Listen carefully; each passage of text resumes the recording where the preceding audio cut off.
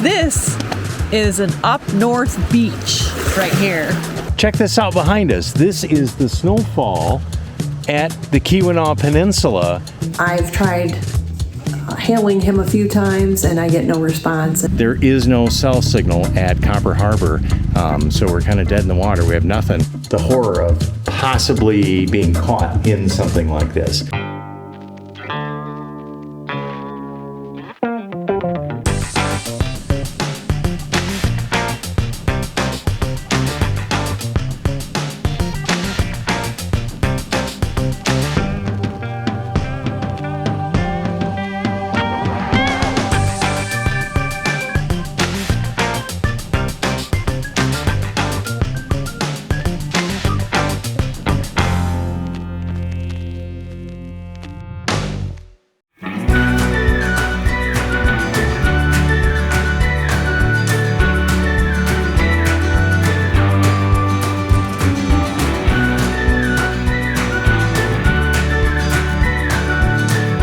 Keep moving and turn right onto the US 41. Long nights, long drives, nothing here but moonlight. Raindrops on the red dust. It's never smelled so good. Lay by my side, keep your eyes wide. Watch all those stars fly. Almost after midnight, hold my head tight. We're so alike, just like fireflies in the shelter. All we need is love. All we need is love in the shelter. All we need is love. All we need is love.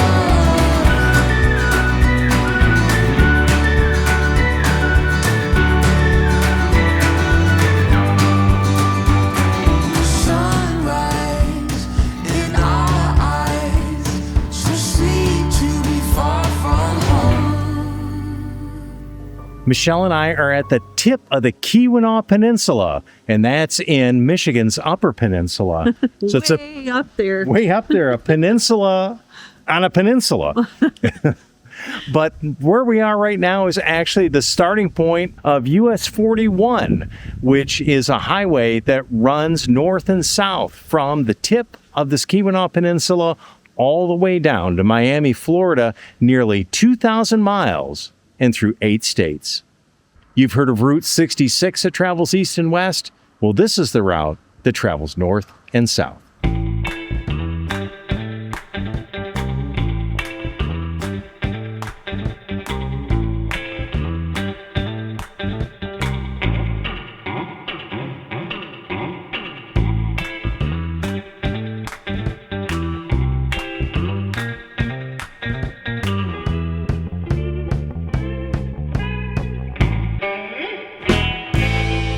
We're at the Delaware Copper Mine in the Keweenaw Peninsula in the Upper Peninsula of Michigan.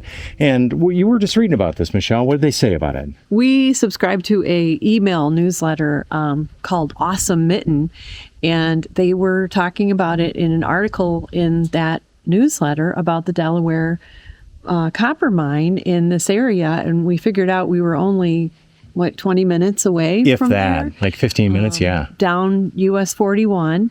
And so apparently this was someone purchased it because they really had always wanted to own a mine. And so they have kept it restored and accessible for you to tour. So we're going to go in and check it out. Now, before we go on the tours, I need to let you know I have some anxiety in small spaces. Things over top of me, if I feel like they're going to like fall down and crush me, and I think in a mine it might feel that way, but we'll see how I do. Have you ever been in a mine? If you have, leave it in the comments below. And do you have any claustrophobia issues either? Again, let us know.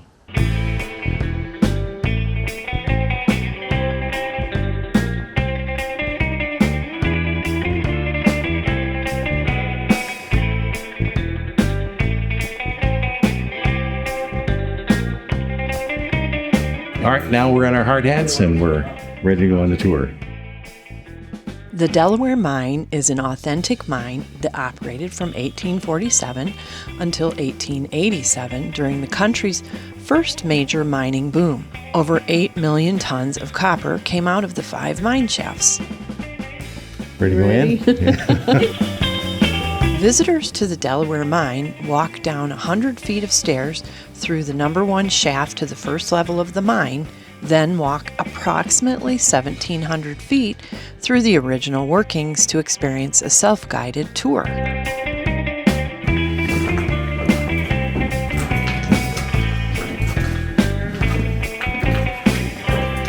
It's dark in there.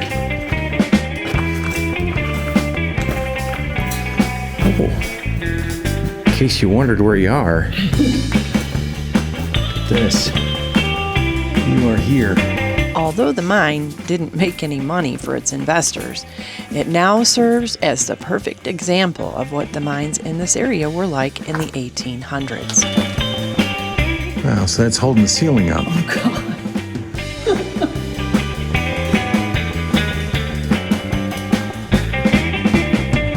Well, I think we're as deep as we go. Well, we didn't go deep, we went out. But I Right. think this It's is all on one level, Yeah. which I think helps your anxiety. I don't know if I could handle going deep, deep, deep. It's very interesting. It really makes you appreciate what they had to do for this work. Yeah, I can't believe that men went down here and with candles and dug in the earth to get out some copper or other minerals, you know, for what?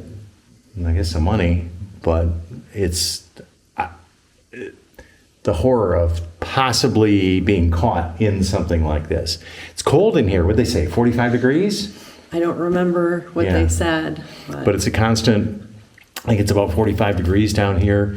And so I'm pretty sure that's year round. But definitely you need a coat and to make the this. raincoat is really good because it's wet in here. It is raining a little bit outside today, but I think even when it's not raining, I mean, when you think about it, you're underground and there's water dripping and water coming up from the ground. So Yeah. learn from us. Yeah. And wear layers so you're warm, and wear something that's waterproof. Yeah. And wear shoes that have a tread of some kind. So sensible shoes. And are you wearing sensible shoes? Sometimes I just miss the mark.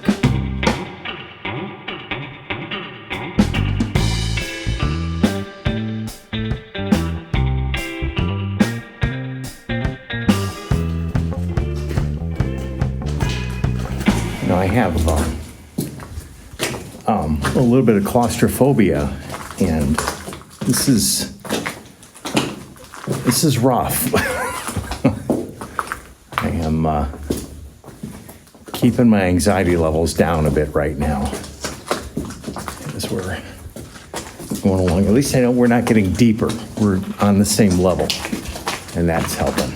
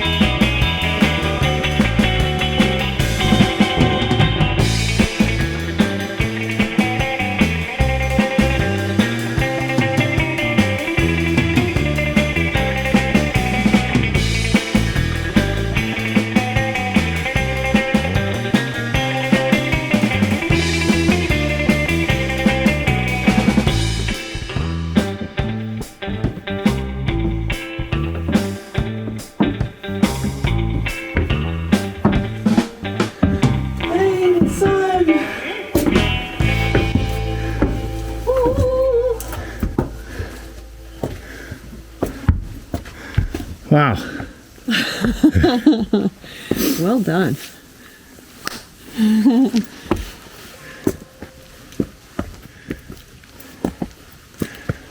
Well, there. It's definitely, look at my glasses are steaming up. 'Cause Mine it's too. warm up here.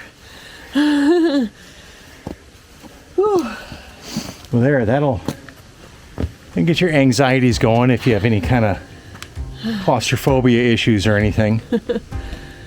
All right, where's the outside stuff? The mine tour isn't only underground. Above ground are trails that took us past the ruins of 2 original mine buildings, equipment displays, antique engines, trains, and lots more. Wow. That's amazing. This is the mine that we went in and walked this whole thing all the way down to shaft 3.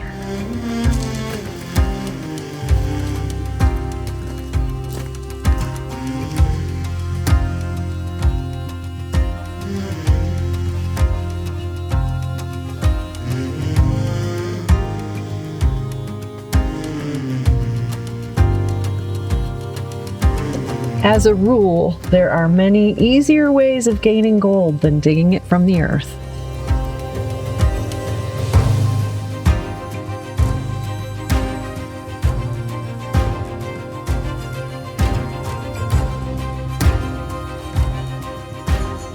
You were talking about these in the cave, and what kind of tread these have on them? None.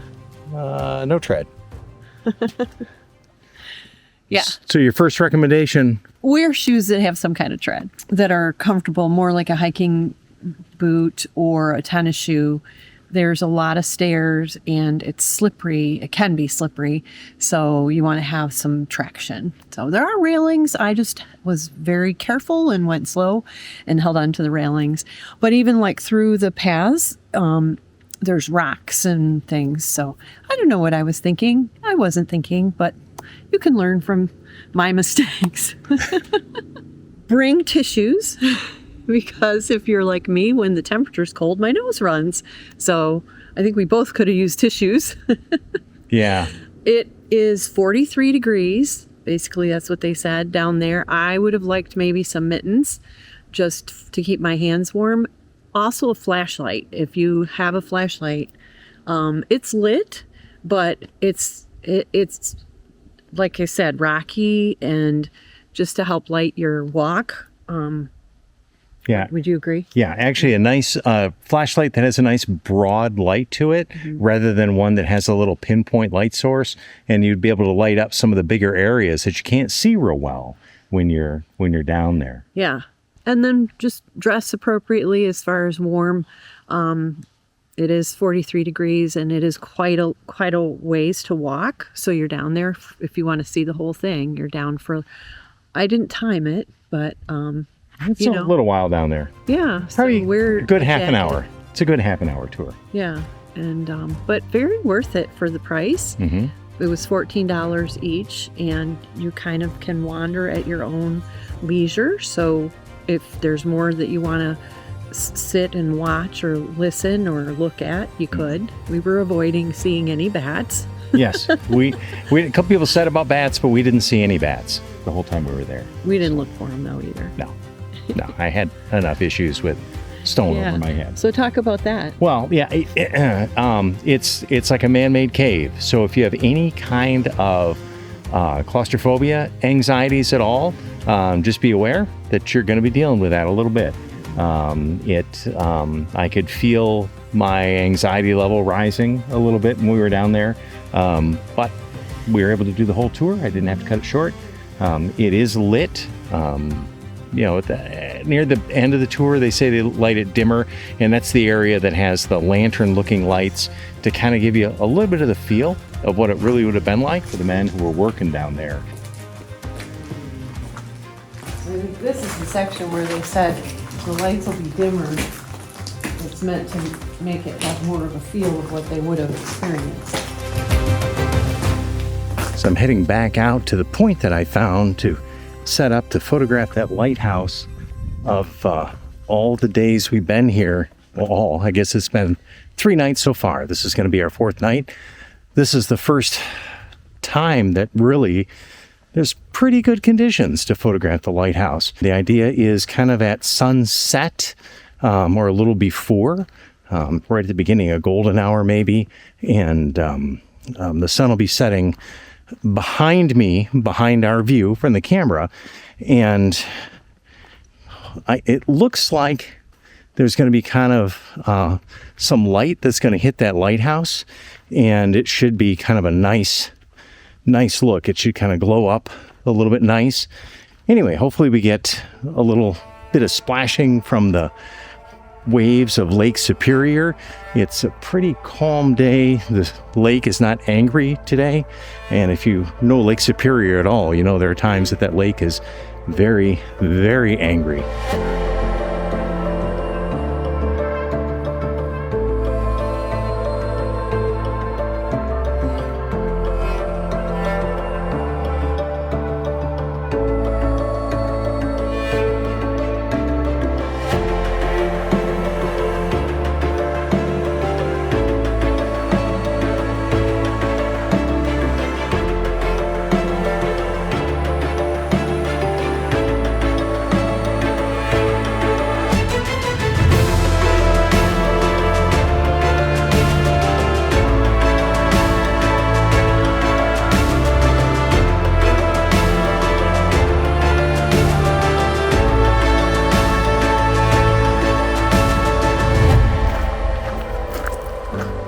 So we scouted this out earlier. There's a little point out here that we're gonna go to, and of course, as it gets beautiful in the sunset, I imagine a number of people are going to be here. But the lighthouse in front of us is looking just about exactly as I'd hoped.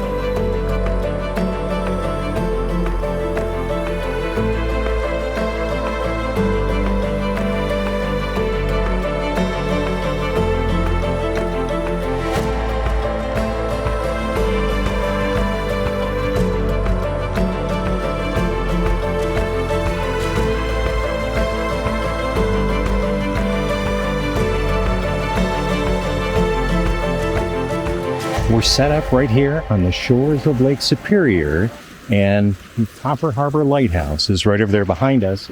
I've got my Fujifilm set up right here, and I have the Fuji 50 to 140 lens on there, and it looks like I'm at about 90 millimeter setting on that. And the Fujifilm, well, most of you that know, is an APS-C sensor, so 90 mil, was it times 1.3 or divided by 1.3, one way or the other, to calculate 35 millimeter equivalent focal length on that. I decided to do some laundry while Jim is off photographing the lighthouse tonight. And they have the laundromat here at Fort Wilkins State Park, and it's really quite nice. So I thought I'd get a load in. We leave tomorrow, and we're not sure what we'll have at the next facility. And we each took our radios with us. I'll show you here.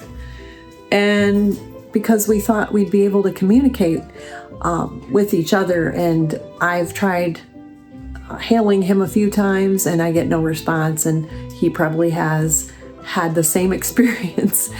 Being in a remote area does make it challenging to communicate. We are not that far apart, so I'm not worried about it. But it does make you wonder, what happens in the case of an emergency? I am here at the laundry facility, and which is also the bathrooms, and there is Wi-Fi here, and I'm able to access things pretty easily. So if I did really need something, I would have access. It's nice that Jim is off doing the photography. It's something he really loves, and he actually has a YouTube channel just for his photography. We started that first, and so you might want to check that out here.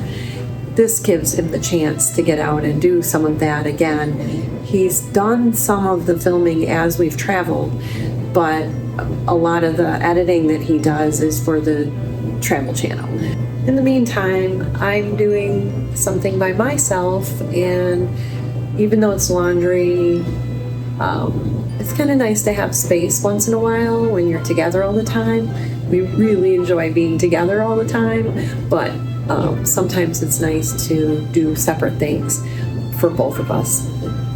And so I'm enjoying my time and letting you see kind of a slice of what we do as we travel full-time on the road together. Are you there? Can you hear me? Oh, hello there. Look at that. It seems to work from a distance. That's cool. I've hailed you several times and I got no answer, so I thought, oh, it's not reaching. Yeah, that was a total Jim error on that. I didn't have it set to the right frequency.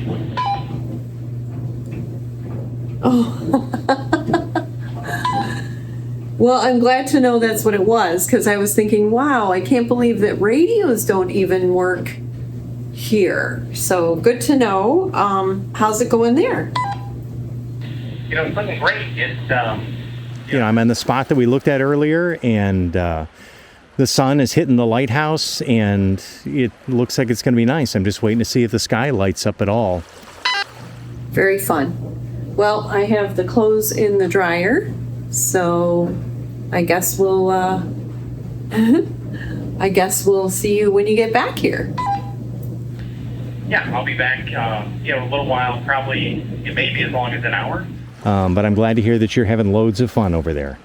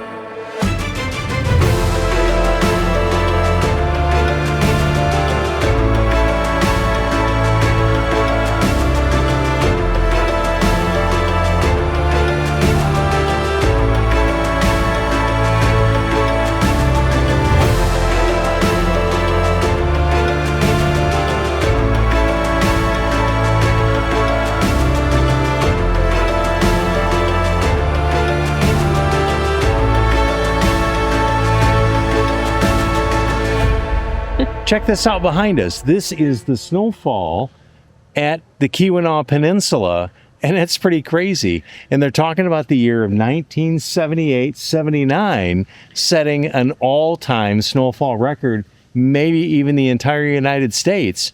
And I actually remember that snowfall very well. That's the winter that I was a senior in high school. And yeah, we got snowed in a lot, and it was cold too. So do you even remember that? Were you born yet? Oh, stop. Yes, I was born.